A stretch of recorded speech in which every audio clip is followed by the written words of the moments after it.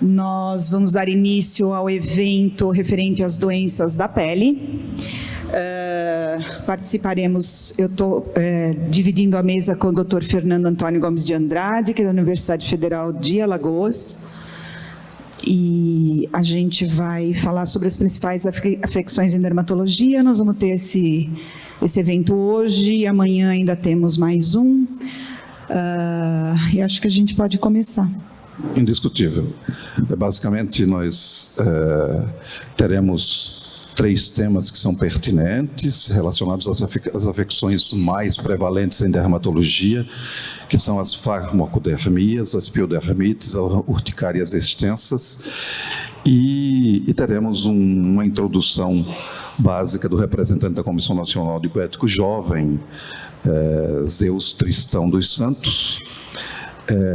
A professora Rosana irá nos brindar com farmacodermias, o Lucas Campos Garcia com piodermites e a Roberta com urticárias extensas. O representante Zeus Chaí? Não? Então passaremos já para a professora Rosana Lazzarini, que falará sobre farmacodermias. Professora, 20 minutos. Vamos lá, um tema extenso. Então a gente vai falar sobre um tema que é corrente no dia a dia de qualquer médico, que são as erupções medicamentosas. O nome, assim, um nome muito bom seria reação cutânea a diversas drogas, mas acho que farmacodermia fica um nome mais curto e mais fácil de ser utilizado. O que é isso? É qualquer alteração indesejável que aconteça tanto na estrutura como na função da pele, dos anexos ou das mucosas, tá? Então, é a mais frequente de todas as reações adversas às drogas, são as erupções na pele. Atinge mais ou menos 2% da população geral, 4% da pediátrica, e isso nós estamos falando na população que está fora do hospital. Quando esses pacientes estão internados, chega a 10% a 20% dos pacientes hospitalizados. A maior parte das erupções, elas ocorrem por mecanismos desconhecidos, mas basicamente as reações não imunes e as imunológicas são as mais comuns. Não tem ponteira aqui? Acho que isso. É um ponteiro digital, tá? Está aqui, ó, peraí. Apontador laser. Pronto. Já fiquei moderna.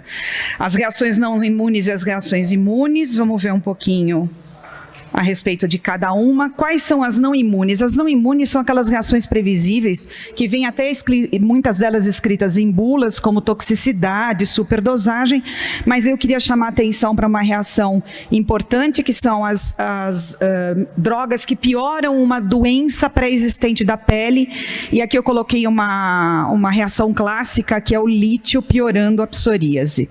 E tem as reações que são imprevisíveis, que são reações relacionadas à intolerância e idiosincrasia.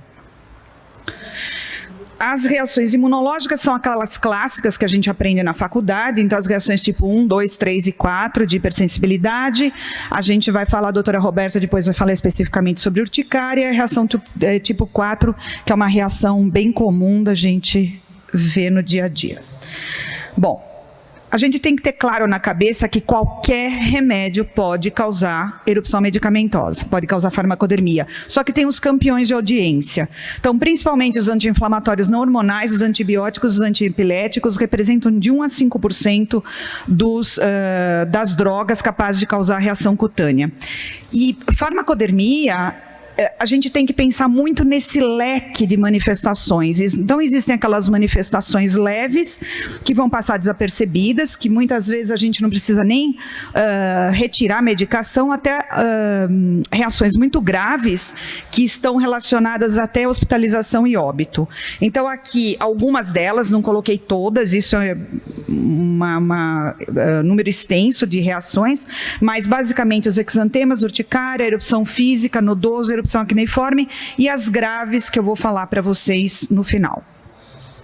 Quais são as consideradas leves, entre aspas, tá? Mas que são as mais comuns? A mais comum, sem dúvida nenhuma, é o exantema, que pode ser morbilliforme ou maculopapular, representa 90% de todas as farmacodermias, não depende da dose do remédio, ele pode ter usado uma gota ou um balde do remédio, é da mesma coisa, uma reação imprevisível, e é uma reação de hipersensibilidade tardia tipo 4, onde a gente vai ter a atuação de células T CD8.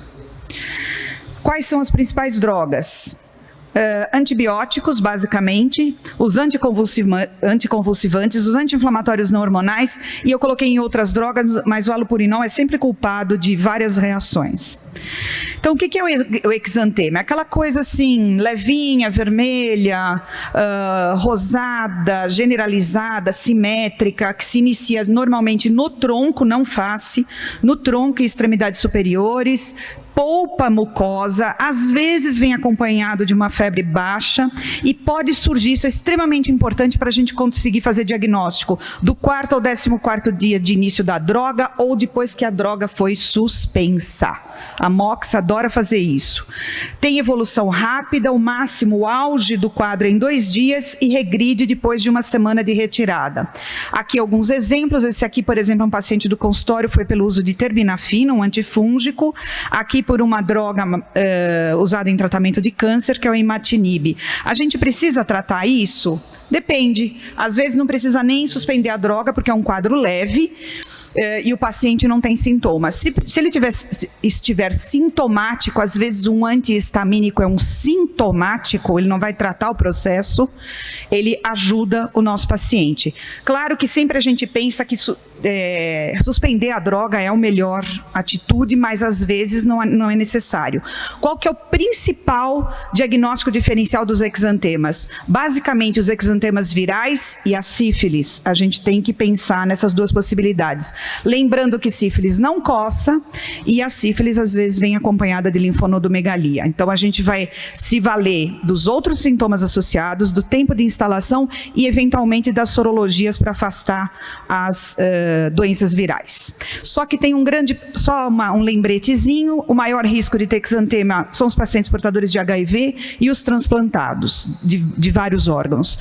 Só que tem uma coisa extremamente importante em relação ao exantema, a gente não pode fazer o diagnóstico de um exantema medicamentoso e falar tchau para o paciente, não precisa aparecer mais. Ele é um paciente que a gente tem que ficar de olho, porque pode ser um fator de risco para farmacodermias graves. A gente pode estar pegando no começo da história. Então, quais são os sinais de alertas e o paciente tem que ser avisado disso? Piora rápida da erupção cutânea, febre alta, 39,5, e principalmente queixa de dor. Ele não está se queixando de prurido, e sim dor na pele. A gente vai voltar a esse assunto depois. Aqui uma farmacodermia curiosa, mas que a gente tem que ter na cabeça, porque senão vai ficar achando que é um mistério.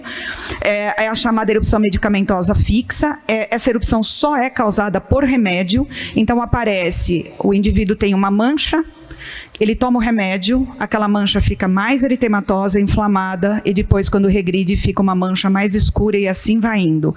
Algumas vezes com formação de vesículas ou bolhas em cima da lesão. Aqui, onde que ela aparece mais? Tanto faz, não tem preferência por sexo, homem e mulher. Nas mulheres é mais comum em extremidades, como esse caso, e homens na genitália. Pode aparecer em regiões de mucosa, como perianal, periorbitária e no tronco. Eu vou mostrar outros casos para vocês. As principais drogas estão listadas aqui nessa tabela, se vocês quiserem tirar foto, tudo bem, mas sulfametoxazol, trimmetoprim sempre é uma droga que a gente tem que procurar. Aqui outros casos, essa criança com lesão perto do lábio, lesões maiores no tronco, esse paciente teve no pé com bolha por causa de sulfametoxazol, trimetoprim. Aqui só uma mácula residual, esse paciente com lesão perioral, aqui também, e aqui 2 formas bolhosas, que já não são tão comuns, mas a gente pode presenciar isso. Um outro quadro relativamente comum é o eritema nodoso. Na verdade, o eritema nodoso é uma paniculite, é um processo inflamatório do tecido celular subcutâneo, que pode ser secundário a vários estímulos. É muito mais comum em mulher do que homem, geralmente mulheres jovens.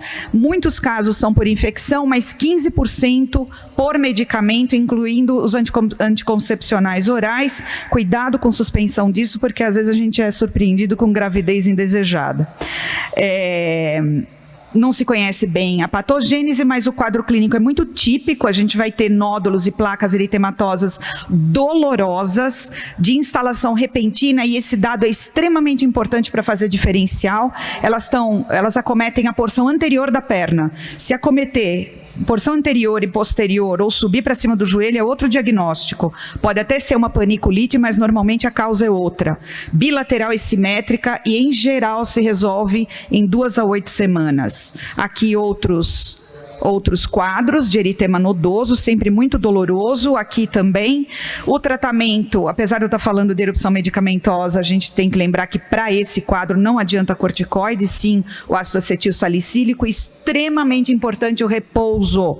Não adianta a paciente, você fazer o diagnóstico, manda tomar S, volta a trabalhar, porque ela não vai melhorar, vai se tornar um quadro crônico. Uma outra coisa que a gente tem visto bastante, até pelo uso de monte de remédio, drogas que têm se usado em academias, são as erupções acneiformes, ou seja, lembra acne, mas não é acne. Ocorre uma hiperplasia do folículo pilosebáceo por uma série de medicações. Aqui entram os andrógenos, contraceptivos, drogas usadas no tratamento de corticoide, anticonvulsivantes e vitamina B12. Então, o que a gente vai observar? Uma erupção que lembra acne. Eu vou ver pápulas e pústulas, poucos comedões, poucos cravos pretos. Elas são monomorfas, são inflamatórias, surgem de maneira repentina e vai acometer qualquer faixa etária usando aquela medicação.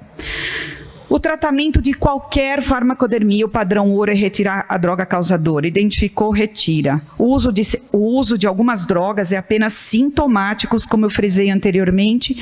Os antihistamínicos, se tiver prurido. O corticoide tópico, só, por exemplo, naquela erupção fixa, poderia ser utilizado. Corticoide sistêmico pode abreviar a evolução da doença, mas a gente, às vezes, tem que abrir mão de medidas gerais. Vamos falar um pouco das graves. Isso é, como eu falei anteriormente, a gente frisou, os exantemas são um sinal de alerta. Então, se acontecer piora rápida, febre alta e queixa de dor, a gente pode estar diante de uma erupção medicamentosa grave. Eu vou citar aqui 3, a síndrome de Stevens-Johnson, a NET e o DRESS.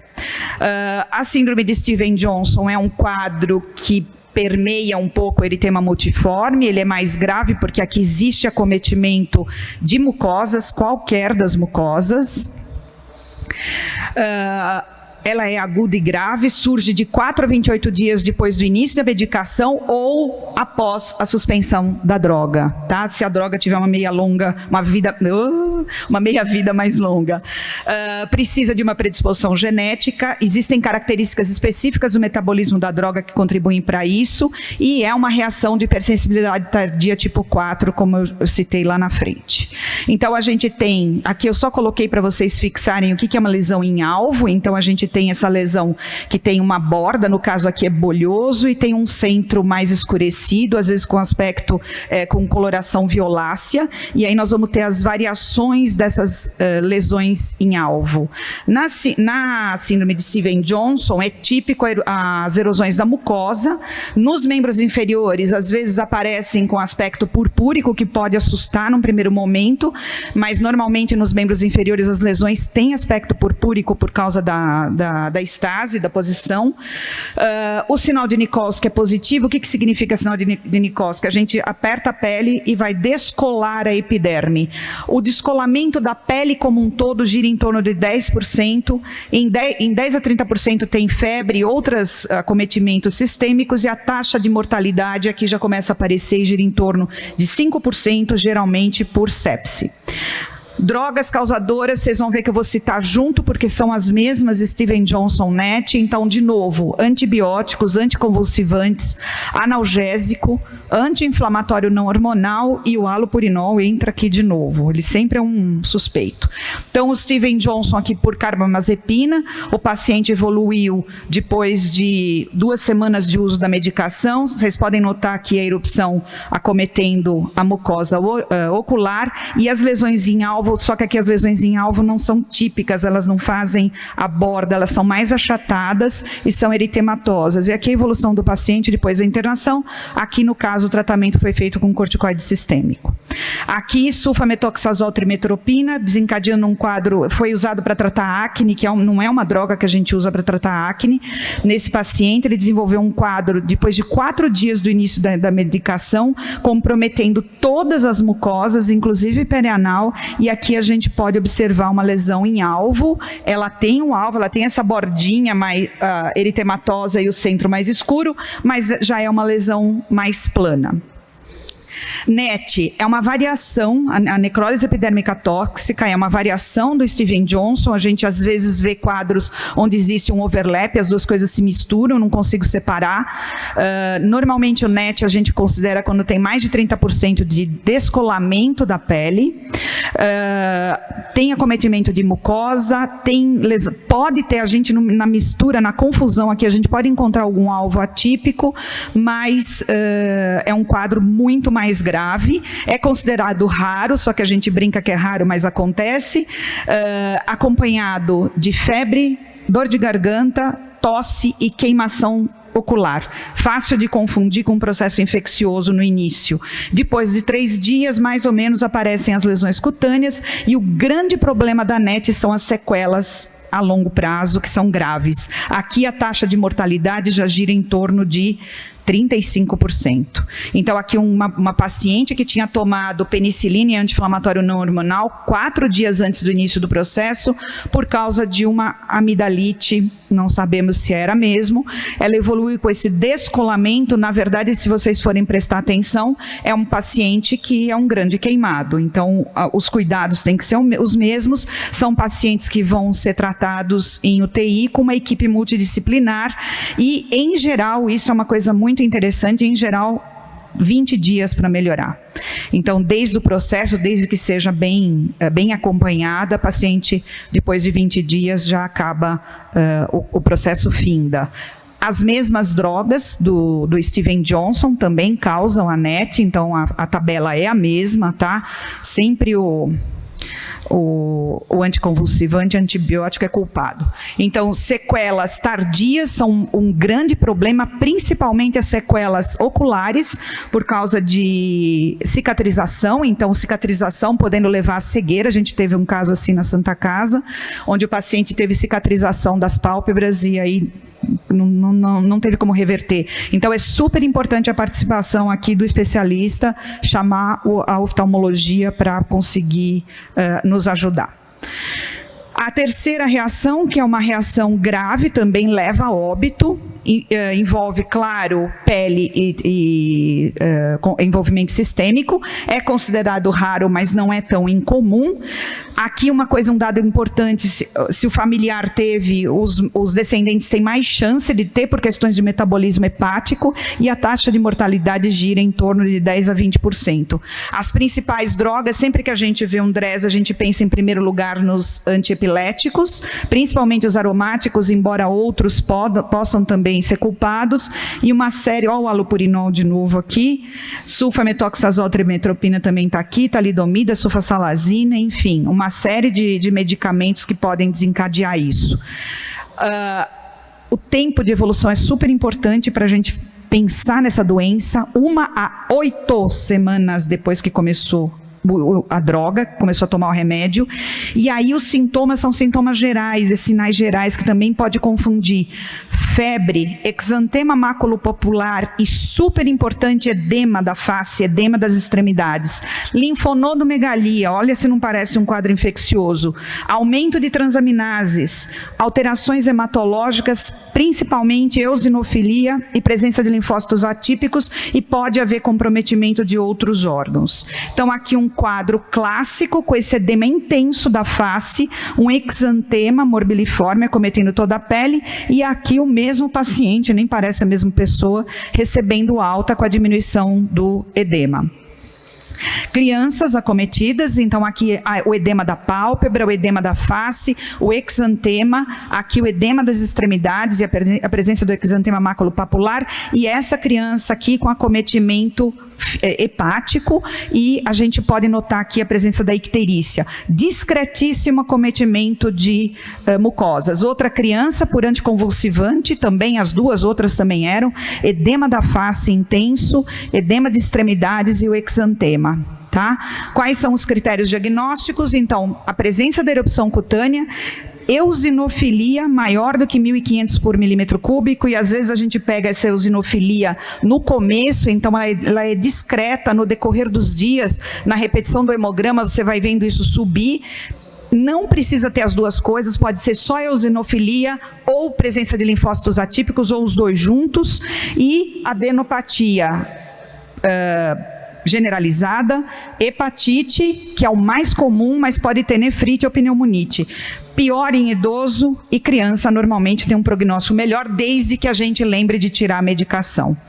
Então, qual que é o resumo dessa história toda? O que é extremamente importante? A gente tem que fazer a anamnese detalhada. Não pode esquecer de perguntar quais remédios toma, inclusive os remédios considerados naturais, tá?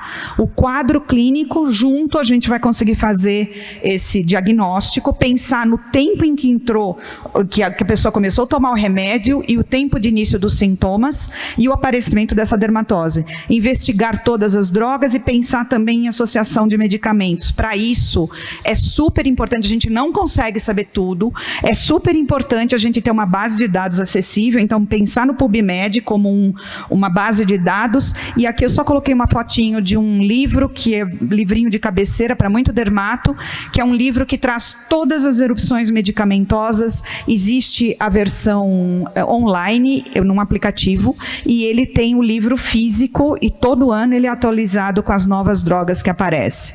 Então, se vocês ficarem com isso na cabeça, eu já vou ficar feliz. O padrão ouro do tratamento é retirar a droga suspeita. E o tratamento específico, ele vai variar de acordo com o quadro clínico do paciente. E como vocês viram, às vezes com necessidade de unidade de tratamento intensivo. E era isso que eu tinha para falar. Obrigada pela atenção. Teremos piodermites com Lucas Campos Garcia, que é preceptor da residência de dermatologia na Universidade Federal de Minas Gerais e professor de dermatologia na mesma universidade. Bom dia, gostaria de agradecer o convite, falar desse tema que é importante para qualquer médico que está aí na linha de frente, hospitais, plantões, postos de saúde. Eu não tenho nenhum conflito de interesse com o tema, e piodermites é um assunto extenso. Eu escolhi falar dessas 4 condições por serem potencialmente mais graves, relativamente frequentes, e eu acho que a gente pode fazer diferença na prática clínica de cada um se a gente conhecer um pouco melhor. Então, primeiro, fala da síndrome da pele escaldada estafilocócica, que é causada por toxinas esfoliativas que atacam uma proteína dos queratinócitos chamada desmogleina 1, é uma proteína de junção. É mais prevalente nas crianças até 5 anos, mas pode acometer adultos, principalmente aqueles que tiverem algum acometimento de função renal. Tem uma ausência de acometimento mucoso proeminente, ou seja, pode até acometer, mas é um acometimento leve. Por que isso é importante? Justamente para diferenciar de Stevens-Johnson e NET, que foi falado na última aula. Início de antibiótico terapia deve ser precoce, principalmente com antibióticos resistentes a penicilinases. Na prática, a gente tem utilizado muito oxicilina. O paciente deve ser tratado como um grande queimado por conta da questão da desepitelização. Então, são fotos de pacientes nossos, muito comum acometer recém-nascidos, principalmente pela imaturidade do sistema excretor, acredita-se, e a gente vê esse destacamento que é mais superficial do que no Stevens-Johnson, para ajudar a diferenciar também. Parece que a pele está descamando, mas é uma descamação grande, grosseira, é intensificada na face e nas regiões das dobras, como vocês podem perceber aqui, ó, nessa dobrinha. Pointer. Como é que é isso? Como é que é? Ah, tem. Ah, tá. De cima pointer, tá? O primeiro.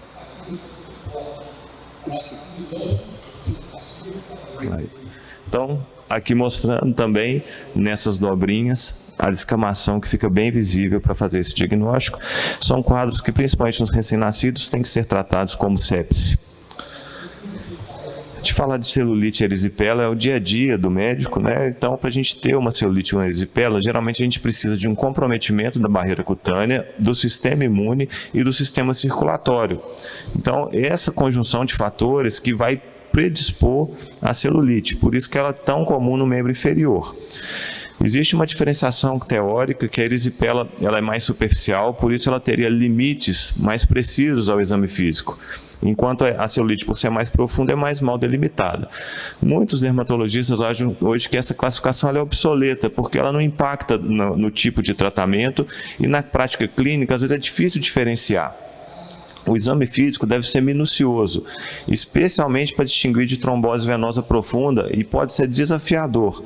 A gente não consegue, principalmente no contexto de saúde pública, pedir ultrassom com Doppler para todos os pacientes. Então, o índice de Wells ele deve ser feito e ele pode ajudar numa decisão clínica sobre quais pacientes vão ser submetidos a um exame de imagem. Vale destacar que nesse estudo, eles acharam que 30% dos pacientes com diagnóstico de celulite erisipela estavam com diagnóstico errado. Aí não necessariamente como trombose, mas outros diagnósticos também. Então aqui vocês podem ver essa borda superior bem demarcada, um quadro clássico de erisipela. Isso dói muito, é muito doloroso, fica demasiado. Aqui nesse outro paciente tem já formando uma celulite bolhosa, vocês podem ver como a borda já é bem mais mal diferenciada. Esse paciente provavelmente tem alguma porta de entrada interdigital predispondo ao quadro. Agora, não é exclusivo dos membros inferiores. Celulite de face acontece. Vocês podem ver que esse paciente estava com um diagnóstico errôneo de herpes zoster. Aqui o quadro ultrapassa a linha mediana e são formadas pústulas e não vesículas que se agrupam e que posteriormente podem se tornar pustulosas. Então era um celulite de face. A celulite de face pode acometer crianças, é um diagnóstico diferencial de urticária, e a celulite de face, especialmente em crianças, pode ser oligossintomática. Quando o paciente apresenta febre, comprometimento do estado geral, o paciente pode estar com um quadro muito avançado. Essas regiões faciais, principalmente periorbitais, também podem se complicar com bastante frequência. Vocês veem que precisa até de ser drenado. Isso eu chamo a atenção para vocês, olha para vocês verem, um quadro de eritema no membro inferior, doloroso, mas isso não é uma celulite, uma erisipela. Isso é uma paniculite crônica conhecida como lipodermatosclerose, que na minha prática clínica é o diagnóstico incorreto mais reputado à celulite erisipela. Aqui vocês podem ver que o paciente tem isso durante meses, isso vai doendo, inflamando de forma recorrente, e se a gente fizer a biópsia, a gente vai ter esse achado. Vocês podem perceber aqui, ó, que aqui mais para cima é o tecido adiposo normal multivacuolado. Quando nós vamos ter alterações de estase crônicas, o tecido adiposo começa a necrosar, morrer, formar aqui dentro desses vacúolos maiores essa lipomembrana, aqui bem, ela fica toda enrugadinha e vai tendo uma fibrose ao redor do tecido necrótico. Então, esse quadro é um quadro crônico, doloroso, recidivante e é tratado com anti-inflamatórios, pentoxifilina, que é uma droga fibrinolítica, ajuda na circulação, e medidas anti-estase. Então, esse paciente ele tem que usar a meia compressiva para melhorar. Senão você vai tratar e ele vai continuar tendo as crises. Outros quadros inflamatórios, esse quadro também estava com o diagnóstico de uma celulite bolhosa, então vocês podem ver com a similaridade com o quadro que eu mostrei anteriormente, mas observem a bilateralidade, que seria muito raro num quadro infeccioso. E quando a gente vai ver a lesão elementar que está causando o problema, são pápulas purpúricas que vesiculam. Então, sempre em dermatologia, a gente tem que ir na lesão elementar para procurar o diagnóstico. Se é purpúrico e está inflamado, é porque o vaso está arrebentando. Então, era uma vasculite por IgA, uma púrpura de Renox-Schlein do adulto. Então, para concluir erisipela e celulite, atenção aos pacientes com comorbidades. Lembrar do quick SOFA, é rápido, é fácil, é simples, e pacientes com quick SOFA alterados, mais do que internação hospitalar, é recomendado que eles sejam admitidos em contexto de terapia intensiva, pela gravidade potencial. O tratamento para os casos não complicados, ele pode ser feito com cobertura para Streptococcus e Staphylococcus comuns, com amoxicilina clavulanato, cefalosporina de primeira geração, mas se tiver coleção, a coleção tem que ser drenada, porque o antibiótico não penetra bem em coleções. Quando a gente tem úlceras crônicas, a gente costuma fazer associação para cobrir infecção polimicrobiana. Eu uso muito ciprimetro, cipriclinda. E casos complicados, repercussão sistêmica, muitas comorbidades, os pacientes eventualmente vão precisar ser internados para receber antibiótico terapia venosa, e os glicopeptídeos ou carbapenêmicos. Então, é bom fixar com a imagem, né, de todas essas situações. Viu coleção, tem que lembrar de drenar. Úlceras infectadas, a gente vai tratar com cobertura polimicrobiana, e daria uma aula só de úlcera infectada, mas úlcera infectada é isso daqui. Tem calor, tem edema, tem dor. Se só está com aumento de exudato e mau odor, não necessariamente você vai ter que dar antibiótico sistêmico. Às vezes você vai ter que melhorar o desbridamento, utilizar prata. Tá? Então é importante que vocês depois procurem isso, a diferenciação de um conceito que chama colonização crítica para infecção. E esse outro paciente é uma paciente com uma dermatomiosite, que tem essas úlceras axilares, e essas úlceras infectaram. Então é uma paciente que já é imunossuprimida, já tem uma doença grave, então esses casos eventualmente vão ter que ser tratados sobre ambiente hospitalar com antibióticos venosos. Falar de uma outra afecção, que é o ectema gangrenoso, é relativamente comum nos hospitais por aí. E aqui, rememorando de novo qual é a lesão elementar. São pústulas hemorrágicas que evoluem com úlceras necróticas e circundadas por um halo eritematoso. Vocês vão ver isso nas imagens. 75% dos casos são causados por pseudomonas, principalmente naqueles pacientes hematológicos, crianças imunossuprimidas. Mas outras etiologias são possíveis com a mesma morfologia, outras infecções bacterianas e até fúngicas. Então, existe uma divergência na literatura, se chama ectema gangrenoso tudo isso, ou se esses outros casos que não são causados por pseudomonas ficariam como ectema gangrenoso símile. A antibiótico terapia deve ser precoce, e naqueles pacientes que são neutropênicos febris, a gente já deve associar o antifúngico logo de início. Então, isso aqui é uma nádega de uma criança. O ectema gangrenoso ele é especialmente comum nessa região, da área de fralda, da região da área de calção de banho. Então, a gente tem aqui, já está na fase ulcerada, uma lesão que é necrótica. A gente vê que desprendeu o tecido necrótico, formou uma úlcera profunda e ainda tem um halo eritematoso. Agora, observem esse outro caso. Se vocês pegarem aqui na periferia, olha, bolhas hemorrágicas circundadas por um halo eritematoso, evoluindo com uma úlcera necrótica. Agora, o que chama a atenção? A disposição desse trajeto que segue mais ou menos, poderia ser um trajeto arterial. Então, esse caso é um caso meu que foi biopsiado, era uma poliangeite microscópica, uma vasculite ANCA positivo. Então, muita atenção aos diagnósticos diferenciais. Esse outro caso, também compatível clinicamente, mas era uma necrose cutânea induzida pela aplicação de heparina. Uma vasculopatia, que é a vasculopatia livedoide, um transtorno chamado calciflaxia, que é uma coagulopatia, onde você tem uma vasculopatia trombosante, muito comum em paciente dialítico estádio terminal. E outros casos onde a gente vai ter esse aspecto necrótico formando úlcera. Agora, olhe como chama a atenção o formato bizarro aqui na cabeça da criança. Parece que escorreu alguma coisa. Aqui também formatos bizarros de úlceras. Então, um caso de dermatite artefata por procuração e o outro caso de dermatite artefata, onde a mãe provocava a lesão na criança, provavelmente com substâncias ácidas ou bases fortes, e uma outra paciente, claro, não era a mãe, também provocava as lesões em si mesmas. Aqui, um caso de úlcera necrótica, e o que chama a atenção nesse caso é que tem uma lesão satélite. Então, parece que a lesão está seguindo de novo um trajeto. E esse caso era um caso de esporotricose. Então, o que fica de conhecimento, de dica prática para passar para vocês quando vocês têm um caso desse que pode ser um ectema gangrenoso? Os diagnósticos diferenciais, eles não devem retardar a antibiótico terapia, e a antibiótico terapia que, claro, cubra pseudomonas, porque 75% dos casos vão ser dessa etiologia. Mas uma vez que a antibiótico terapia está instituída, isso não deve retardar a coleta de biópsia e de cultura para os diagnósticos diferenciais.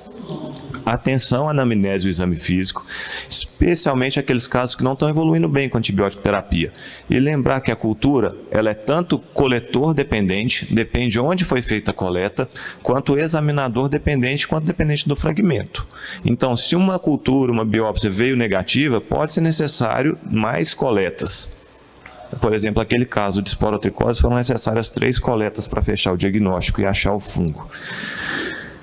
Por fim, para terminar, a última, que é a faceite necrotizante, é a mais grave de todas, é uma infecção potencialmente fatal, e é fatal em muitos casos, é uma infecção aguda de rápida progressão, ela tem uma necrose que vai mais profunda, então vai cometer a face, subcutâneo, derme, epiderme, a ausência de febre não descarta o diagnóstico, e o que chama a atenção é a dor desproporcional. O paciente, ele grita de dor. Então, não menosprezem a queixa do paciente, porque esse paciente, ele não está mentindo. Às vezes tem uma área discreta de eritema e o paciente, ele não consegue te responder de tamanha dor que ele sente. O diabetes é o principal fator de risco isolado, e o que a gente vai ver? Esse paciente é um paciente também do serviço que a gente acompanha, ele estava numa imunossupressão iatrogênica para o tratamento de uma doença inflamatória chamada pempigode bolhoso, e ele cursou com essa extensa infecção. Vocês podem ver uma necrose muito grande dos tecidos moles, e nesses casos tem que ser instituído o mais rápido possível desbridamento e uma antibiótico terapia sistêmica e de amplo espectro. Nesse caso foi feito mero, linezolida e clindamicina. O paciente já vem acompanhando, foi salvo, está muito bem. Qual que é o principal diagnóstico diferencial em alguns casos? Casos como esse, um pioderma gangrenoso, que é uma doença inflamatória. Agora observem, esse paciente tem essa doença há vários meses. É muito diferente daquele caso agudo, rápido daquele outro paciente. Então esse paciente, ele foi tratado com prednisona, dapsona, ciclosporina e pulsoterapia com imunoglobulina e respondeu bem. Então o tratamento, ele é diametralmente oposto, por isso é importante fazer o diagnóstico. Existem várias tabelas, vários scores na literatura para falar sobre o diagnóstico de faceite necrotizante. L-Irinec modificado. Às vezes o que a gente tem é uma dificuldade de preencher essas tabelas, e muitas vezes quando o quadro clínico é duvidoso, elas vão dar um score que também não chega a um desfecho claro. O que a gente tem que ter em conta, além da rápida dor e da progressão, é que se você fizer um pequeno ponto de desbridamento nessas úlceras de faceite necrotizante, vai sair dali um líquido bem brancacento, parecendo na literatura descrito como água suja de pia. Então, se você faz aqui em qualquer desses pontos que estão eritematosos uma pequena incisão, vai drenar esse líquido, e quem já viu não esquece. Pode ter também formação de bolhas gasosas, tá? Então essa paciente era uma paciente pós-cirúrgica, pós-abdominoplastia e pós-mamoplastia, e o diagnóstico diferencial seria o pioderma gangrenoso, porque o pioderma gangrenoso, ele pode ser pós-cirúrgico, mas a gente vê aqui que fora da sutura já tem áreas de eritema muito grandes. Então é um diagnóstico de faceite necrotizante. O paciente foi tratada prontamente com desbridamento de toda a área acometida, instituição de antibiótico terapia, ficou gravíssima no CTI e, felizmente, respondeu bem aos tratamentos e depois às coberturas e curativos. Muito diferente desse caso em termos de evolução. Essa é uma paciente minha de consultório que me procura com úlceras há 3 meses de crescimento progressivo, mas sem aquele acometimento tão importante do estado geral de precisar ser internada no CTI. Essa paciente chega ao consultório deambulando, sem febre. Então, esse caso, um diagnóstico de pioderma gangrenoso que foi tratado com imunossupressores, prednisona, dapsona e ciclosporina.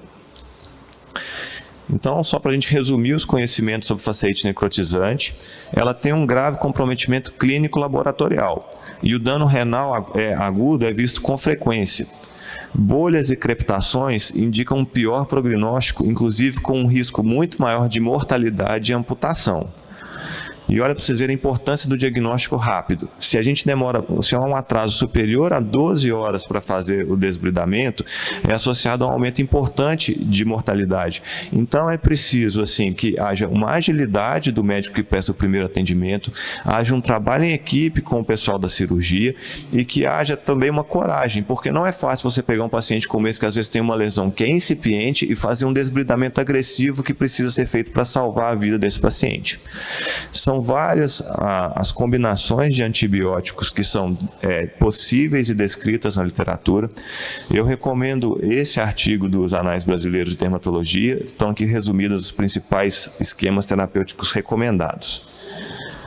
Para terminar, é muito falado hoje em dia de oxigenoterapia hiperbárica, né? A oxigenoterapia hiperbárica hoje parece que é indicada para tudo, e a gente sabe que não é assim, né? Mas aqui, especificamente nessa condição, existem bons trabalhos relatando a eficácia da oxigenoterapia hiperbárica na faceite necrotizante.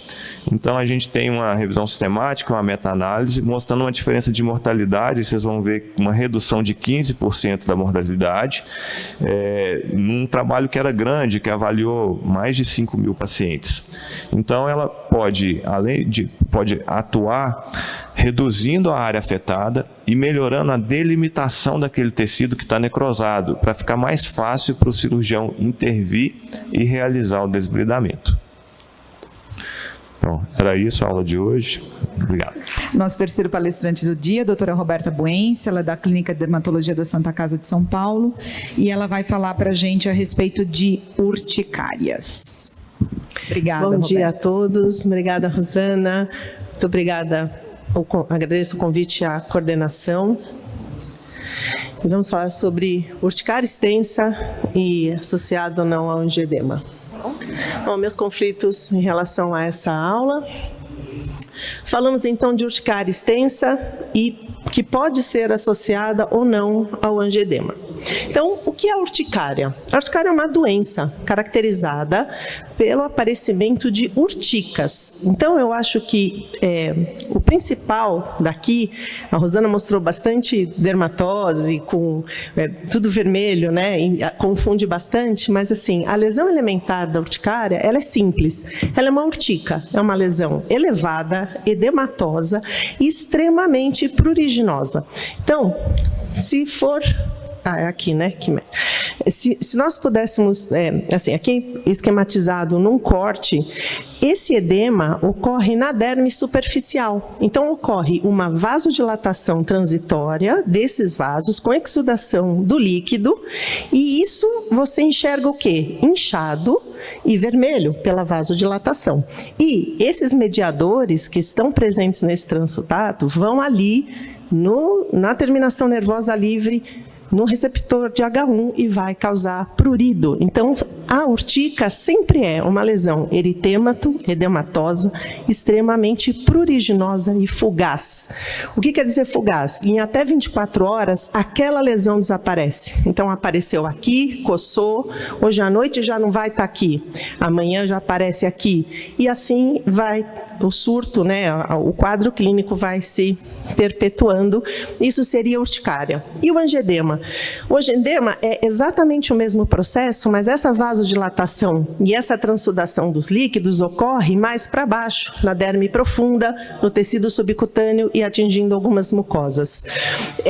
Esse edema também tem uma duração curta, não tão fugaz em 24 horas, mas pode durar até 72 horas. E o início é súbito, o paciente acorda com a lesão, ou está trabalhando, de repente sente alguma coisa estranha e está com a lesão, com o edema. Pode atingir uma ou mais localizações, desaparece por completo e não coça. Ele é assintomático, não dói, a não ser que sente um pouquinho inchado, mas não tem prurido, porque aonde ocorre esse processo não tem terminação nervosa livre. Então, ali você não vai ter o sintoma do prurido, ok?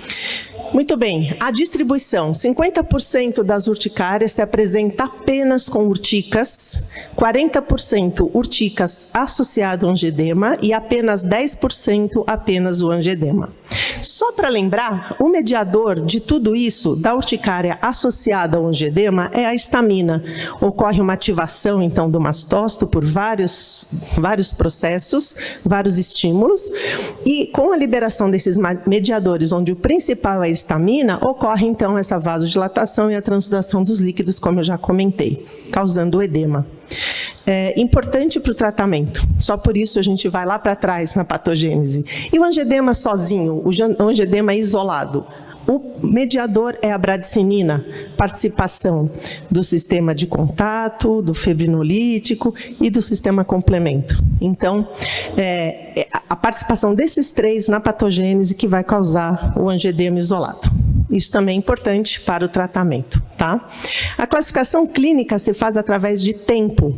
Urticária aguda, quando aquele paciente tem as urticas e ou angedema por um período de até 6 semanas, normalmente autolimitado, desaparece. E a urticária crônica, quando tem a recorrência desse quadro de sinais e sintomas por mais de 6 semanas. A urticária e o angedema é a dermatose mais comum nos serviços de emergência e de urgência, tanto em crianças quanto adultos. Tem um trabalho europeu falando que existe uma média de 1,2 consultas por dia de urticária e angedema em serviços de emergência na Europa. A prevalência é que pelo menos 20% da população, uma vez na vida, vai ter um episódio de urticária. Se eu perguntar aqui quem já teve, provavelmente vai dar essa estatística. E a urticária crônica, relacionada com doenças autoimunes, é um pouco mais rara, 0,5%. A natureza é muito benigna e transitória dessas urticárias, mesmo as urticárias extensas. E a gravidade é superestimada. Todo mundo que tem uma urticária extensa ou conhece alguém que tem, acha que vai fechar a garganta, vai morrer de edema de glote, então apavora demais. Mas realmente pode evoluir para uma anafilaxia, o paciente pode ter, mas é mais difícil. Então essa gravidade é superestimada e a gente tem que conversar com os pacientes sobre isso. A anafilaxia sim é grave, potencialmente fatal, é uma reação do tipo 1 de hipersensibilidade e cursa com urtica e ou angedema. Então nem toda urtica e angedema é uma anafilaxia, certo? Então, como é feito o diagnóstico? O diagnóstico é clínico. O paciente chegou no serviço de emergência, chegou frente a vocês. Tem urtica e tem angedema? Tem sintoma sistêmico? Porque um quadro de urticária, mesmo que extensa, ou um angedema, se não pegou via respiratória, não vai ter sintomatologia sistêmica. Quando tem esses sinais de hipotensão, arritmia, alteração respiratória, dor abdominal, a gente tem que pensar que pode estar frente a uma anafilaxia e, assim, ver todo esse quadro clínico, tá? Então, é importante esse diagnóstico e se faz como o Lucas já falou, a Rosana também, lesão alimentar. O que esse paciente tem, tá? Então, sempre descartar a anafilaxia quando você tem um caso de urticária extensa associado não ao angedema. Eu não vou entrar em anafilaxia, que seria outra aula, mas só para mostrar que existem vários protocolos de terapia de anafilaxia, então acho que todos conhecem quem está trabalhando em serviços de emergência. Muito bem, então quando chega um paciente com urticária extensa, o que a gente tem que ver? Então, as lesões são urticas, são fugazes, elas mudam de lugar, o paciente te conta isso. Os principais diagnósticos diferenciais que a gente tem que pensar. Esse aqui, primeiro, seria o prurigo estrófilo. Também é uma lesão eritemato-edematosa. Se for olhar de pertinho, tem uma vesícula em cima dessa lesão urticada, porque não é uma urticária verdadeira, né? Tem um edema, mas ela é fixa. É uma reação à picada de inseto. Então, pela história, pela localização e pela evolução, a gente já sabe que aquilo não é uma urticária. Aqui embaixo, a Rosana falou dos exantemas virais. As lesões são fixas e elas quase não coçam. E normalmente vem com uma história de um pródromo, febrinha, mal-estar, narizinho escorrendo, criança, até mesmo adulto. Então, ficar atento à evolução e ao quadro clínico. E aqui as farmacodermias, mesmo um eritema multiforme, a lesão também às vezes não coça, é fixa, fica ali naquele lugar por dias. Então, ficar atento aos diagnósticos diferenciais. Importante, então, na história desse quadro de uma urticária extensa, ver a frequência, tem aparecido todos os dias, uma vez por semana? Quanto tempo dura? As lesões somem sozinha? Tem algum padrão de recorrência? Toda vez que eu chego no trabalho acontece. Forma, tamanho, localização, distribuição, tudo isso para fechar o quadro clínico, classificar que tipo de urticária é essa, se é crônica, se é aguda, e para tentar identificar uma causa. E sempre perguntar se já teve antes e se respondeu aos antihistamínicos. Causas. Para identificar a causa na urticária aguda, aproximadamente 50% das vezes a gente consegue, a maioria das vezes não. E o que causa uma urticária aguda? Medicamentos como antibióticos, anti-inflamatórios não hormonais, ácido acetil salicílico, opioides, narcóticos, alguns alimentos, leite, ovo, amendoim, soja, peixe, marisco, mas aí aquela urticária verdadeira. O paciente come o camarão, fecha a garganta, né? Realmente faz um edema de glote, faz um quadro de urticária extensa. Coitado do porco, né? Todo mundo fala, é a carne de porco que dá urticária, o porco nem está aqui. E ele muito mais são os aditivos usados, né? Em salsicha, linguiça, essas coisas que podem piorar uma urticária. Infecções, estresse, infecções parasitárias, veneno de picada de inseto, contato com látex. Então, mais uma vez, a história muito importante frente a um quadro de urticária, para se pensar na causa.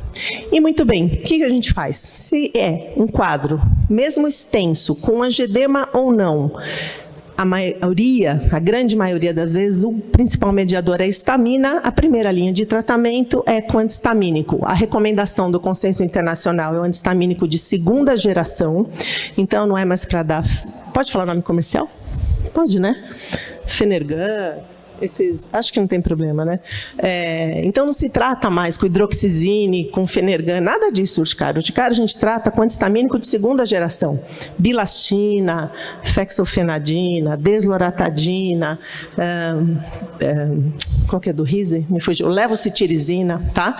E se começa com uma dose, podendo chegar até 4 vezes a dose recomendada, sempre em 2 tomadas.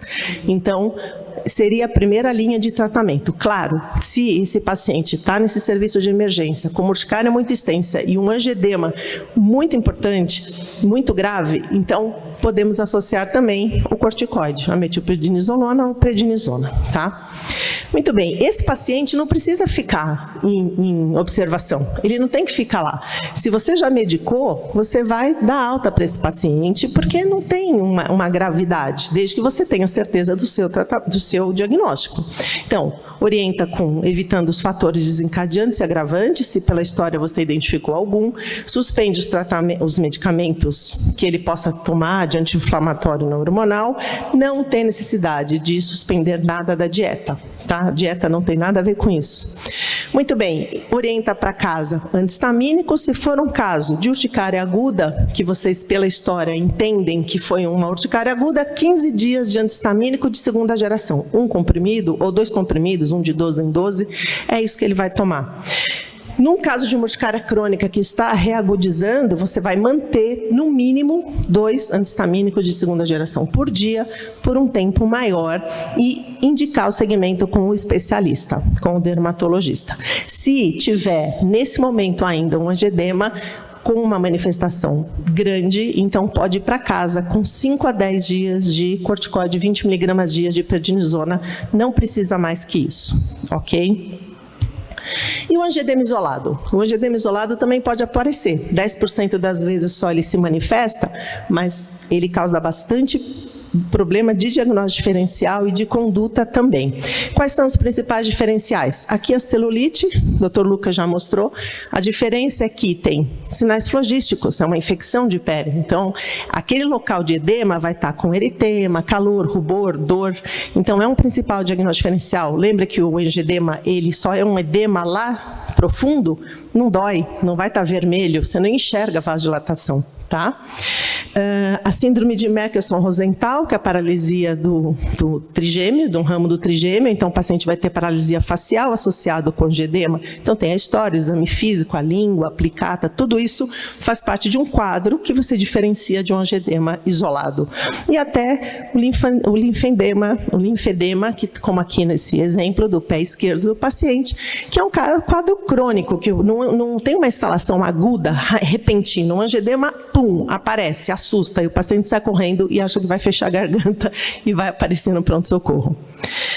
Muito bem, lembrando que o angedema isolado, ele não é estaminérgico, ele não é por histamina, ele não vai responder antihistamínico, tá? Ele é pela bradicinina mediado, um peptídeo vasoativo. Lembra das vias que eu mostrei, de complemento da coagulação e de contato? Então, não responde antihistamínico e pouco ao corticoide. Ele pode aparecer em angedemas hereditários, por medicamentos, então é um tipo de farmacodermia, né? Então, inibidor de ECA, antagonista do receptor de ECA, ARA2, as gliptinas, que é um hipoglicemia antioral, estrógeno e alteplase, que é um fibrinolítico. Esses podem causar angedema, então atenção e consulta o livro, né? A literatura, como a Rosana mostrou, do Litz, que é o nosso cabeceira, né? Ou seja, eu acho que não é cabeceira, aqui embaixo do braço. Doenças linfoproliferativas e doenças autoimunes podem cursar com angedema isolado também. Ele costuma ser autolimitado. Quando tem envolvimento de laringe, sim, ele é fatal, tá? Então, veja bem a história, exame físico completo, face, extremidade, laringe, é onde principalmente acomete. Envolvimento abdominal em 93% no caso de angedema hereditário, quando tem um erro lá da cadeia do complemento. Pode simular um abdômen agudo, então muitas vezes chega apenas com uma dor abdominal por edema de alça mesmo, e algumas vezes até em choque hipovolêmico. Então, quando esse angedema isolado está em face, extremidade, região periorbitária, não tem risco. Então, podem tranquilizar o paciente e os familiares. Agora, angedema de lábio, cavidade oral, laringe e a parte abdominal de intestino realmente caracteriza a emergência. Lábio palato mole com edema é perigoso, e se o paciente abre a boca e a língua está lateral ou anterior, um pouco de edema ok, mas se abre a boca e você não enxerga o palato mole por edema da língua, sai correndo, tá? Pode pegar adrenalina, porque o negócio está feio.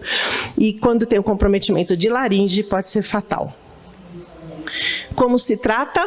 Então, se o paciente chegou só com angedema, está conversando, não tem sinal respiratório, a gente vai entrar, porque você não sabe se aquele angedema é um angedema isolado por bradicinina ou se ele é pela histamina, você só não está vendo a urticária dele, ou naquele momento não está com a urticária, está só com angedema por histamina. Então, a primeira linha é antihistamínico e corticoide.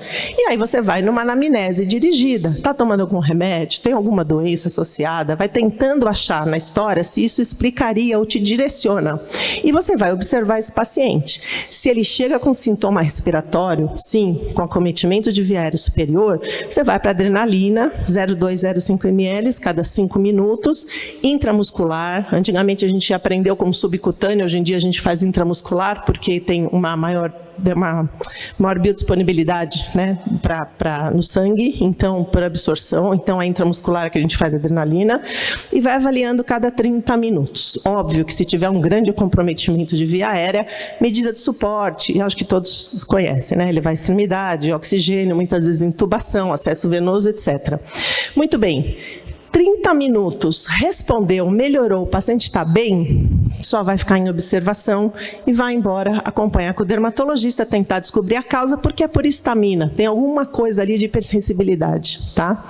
Agora, se não respondeu com antihistamínico e corticoide, fala a favor de ser por bradicinina e a gente tem que ir para o protocolo de bradicinina. Como que a gente faz isso? Ou, antigamente era plasma fresco congelado, onde você dava o remédio e a lenha junto para pegar mais fogo.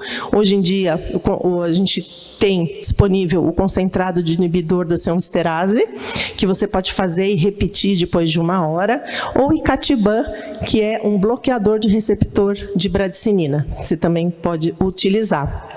Claro que dependendo do edema, toda essa terapia de suporte, dor, náusea, vômito, você vai dar os sintomáticos para esse paciente. E lembrar que esses pacientes que têm angedema por bradicinina, se não for por medicamento que você consegue afastar a causa, são pacientes que vão ter novamente com risco de vida. Então é importante também a gente lembrar que existe profilaxia a curto prazo e a longo prazo, esses pacientes têm que conhecer. Então um paciente que vai extrair um dente, tem algum procedimento cirúrgico, você pode usar ou a reposição da seomisterase ou entrar com andrógeno atenuado.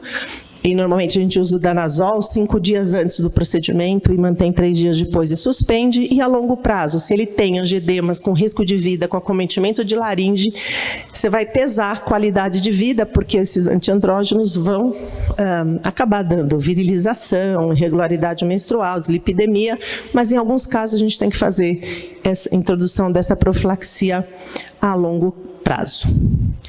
Ainda em tempo, eu agradeço a atenção de vocês. Meu e-mail está aqui para qualquer dúvida posterior. Eu só tenho a agradecer. Obrigada. Eu sou cirurgião plástico e eu estou observando que a audiência é uma audiência muito jovem, muito eclética. É muito importante, existe na medicina interfaces entre as especialidades, mas antes de tudo a base é fundamental.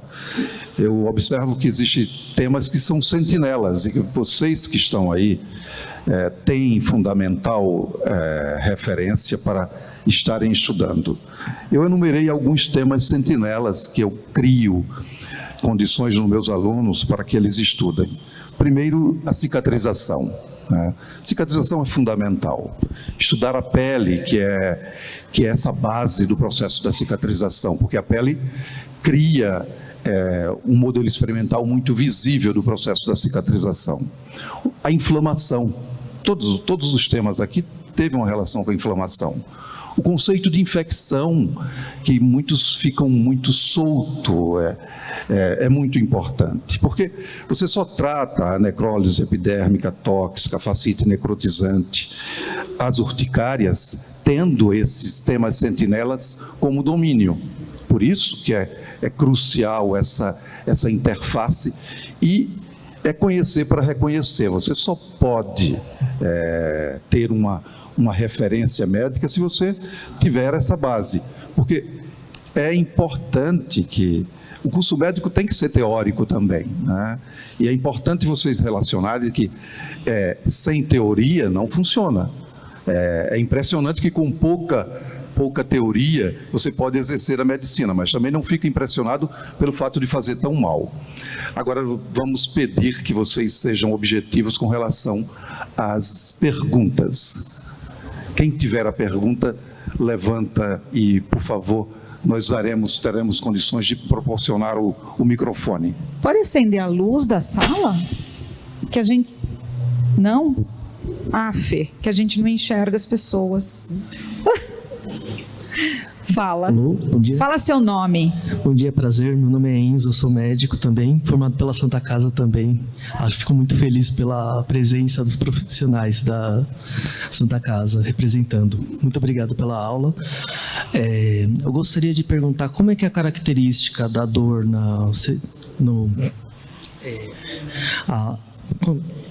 desculpa, gente.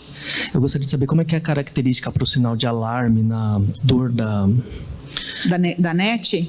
Isso, da NET, para a gente encaminhar.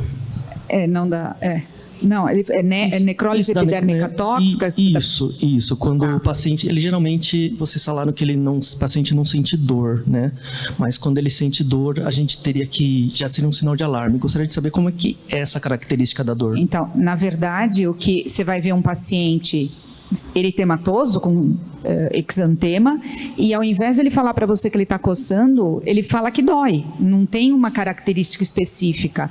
É que, normalmente, quando a gente pensa em reação medicamentosa, você pensa em prurido, né? Uma urticária ou alguma coisa do tipo, você pensa em coceira, que é diferente. Ele fala, está doendo a minha pele. E não tem uma característica tão específica assim.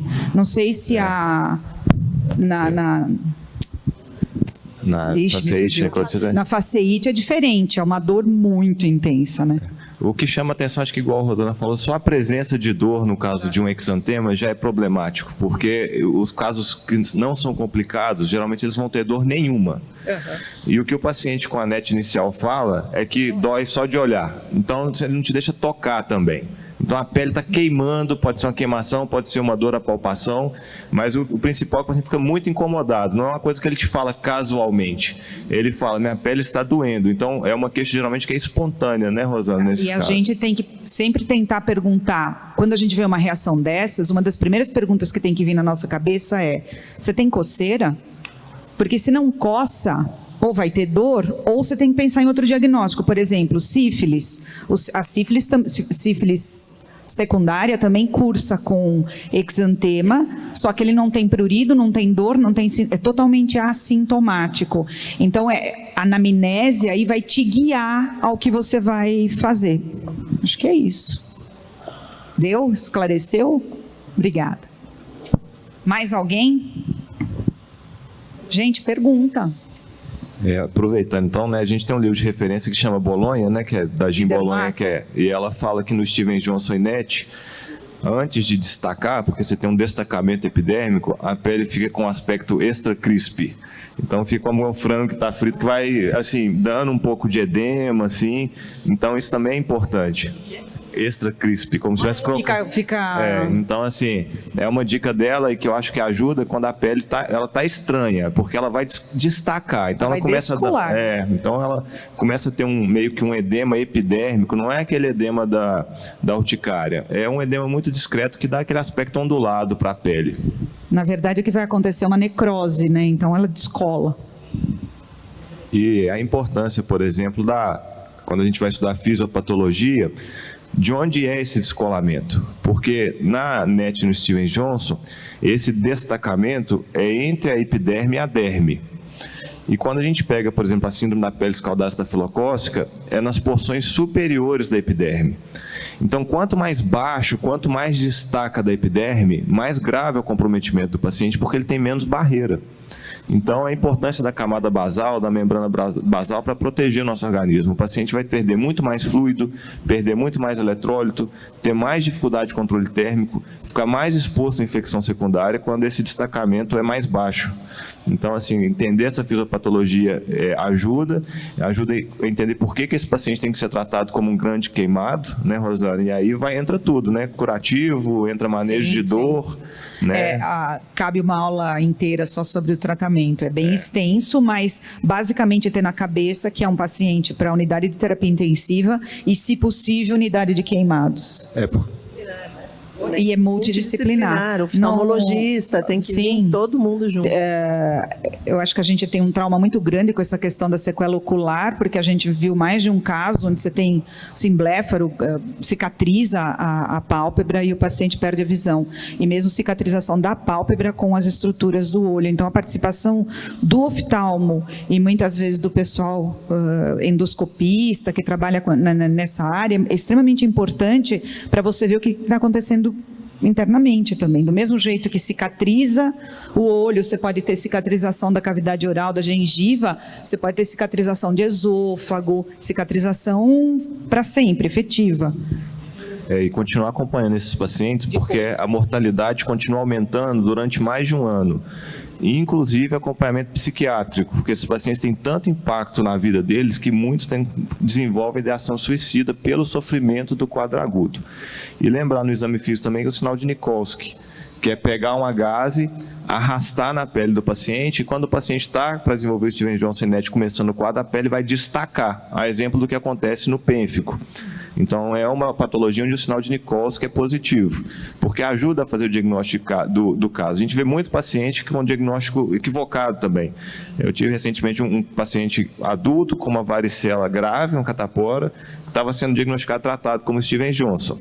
Então, assim, é porque assusta muito, é o medo de todo mundo, né? Tem uma paciente que está com lesão cutânea, está com lesão oral, o pessoal já pensa muito em Steven Johnson pela gravidade do quadro. Então, nesses casos, a gente volta lá na semiologia básica para fazer os sinais semiológicos para fechar o diagnóstico, porque às vezes a biópsia não vai sair imediatamente. Acho que... Eu queria dar uma introdução importante com relação ao tratamento, que eu acho que, apesar de ser numa unidade de tratamento de queimaduras, Steven Johnson e a necrólise epidérmica tem uma sutileza que você não pode usar tudo. Então, os compêndios não é simplesmente vamos tratar como um queimado, vamos tratar como uma queimadura, mas com atitudes que você não vai, por exemplo, usar a sulfadiazina de prata de forma que é o norte de muitos ambientes, né? Ou Flamarium, ou outros. Portanto, os curativos têm que ser específicos, têm que ser discutidos de forma muito múltipla. Eu trabalho muito com feridas, né, minha área de atuação em dermatologia principal hoje, e a gente tem utilizado nesses casos principalmente curativos antiaderentes e que não precisem de trocas frequentes. Né? Então, assim, porque para dar conforto, essas trocas têm que ser feitas de maneira estéril, o paciente sedado ou com uma analgesia forte. Então, a gente usa muito as gases vaselinadas, que já vêm estéreis, né? Não tem conflito de interesse, mas usa Adaptic, são várias no mercado. Pode usar também espumas antiaderentes. Então, são esses tipos de técnica que vai ajudar o paciente. Né? Fala.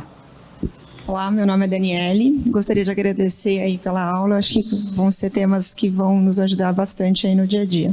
Eu atuo aqui na atenção primária de São Paulo, na região central, e eu gostaria de um pouco mais de informação sobre a questão da cultura em feridas, né?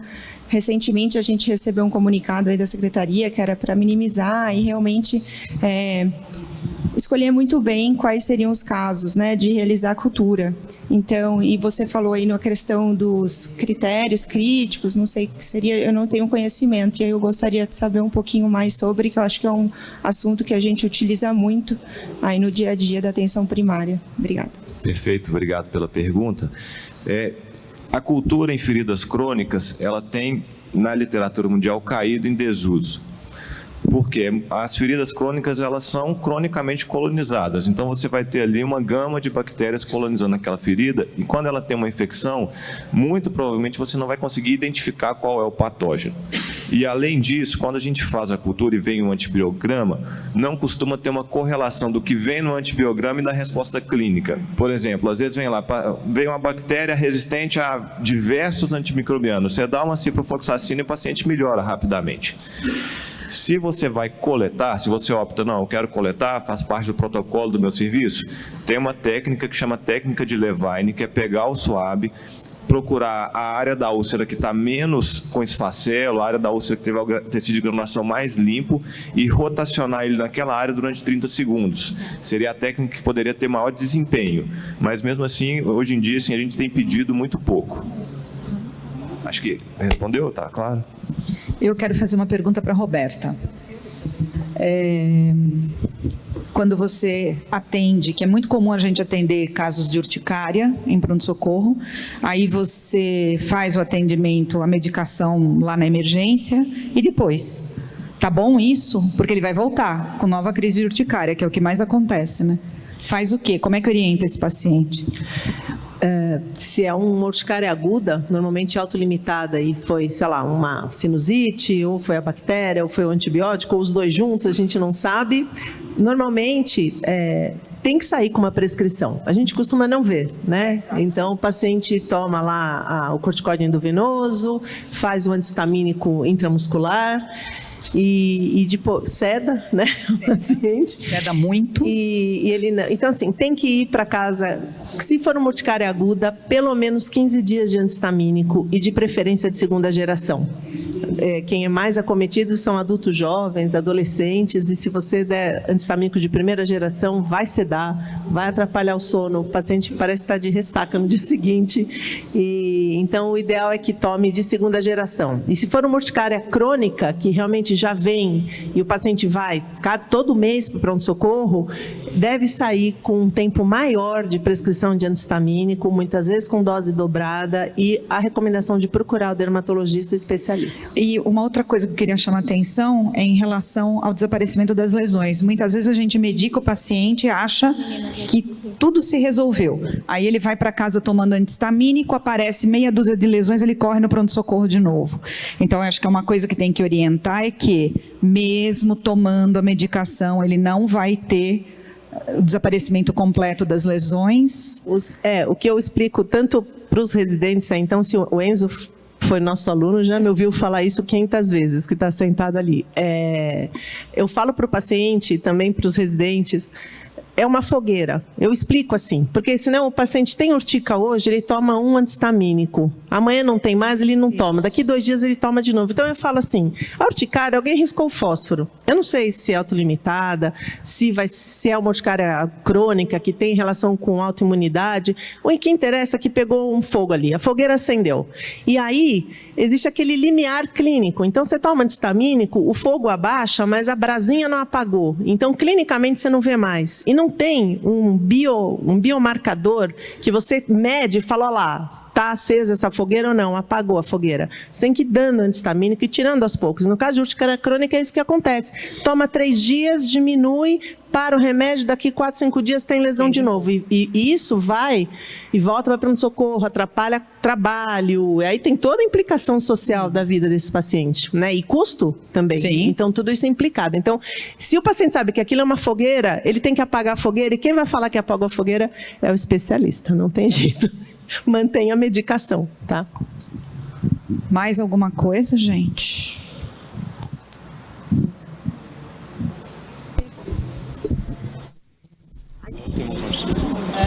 Tem 3 minutos ainda, dá para conversar. Bom dia, tudo bem? Meu nome é Caroline, eu também trabalho aqui na atenção primária em São Paulo, né? Já sou formada há 2 anos. Eu estou com um paciente, assim, que eu não sei, é mais parte daquela do angiodema mesmo. É um paciente que teve uma apendicectomia, né? E teve que reabordar já umas 3 vezes devido a um edema e dor em região abdominal, assim. E fica sempre formando coleção ali nessa região, né? Eu cheguei a dar uma lida uma vez em angiodema hereditário, assim. Não sei se encaixava muito no perfil, porque ele é bem crônico, assim, não chega a dar, que nem você falou, edema de língua, né? Isso não costuma fazer. Eu fiquei pensando se seria interessante ou não fazer um tratamento com antistamínico, se teria alguma resposta, Eu só não entendi aonde que ele tem o angioedema onde? Em alça intestinal, é isso? Então, não chega a ser em alça intestinal, mas ele fica com edema na região abdominal, bem próximo. Na região abdominal. Isso, tá. Porque o angioedema hereditário, ele tem uma transmissão dominante, isso tem história familiar, né? Ele não vai ser ali o único. Isso vem de infância, normalmente, as crises.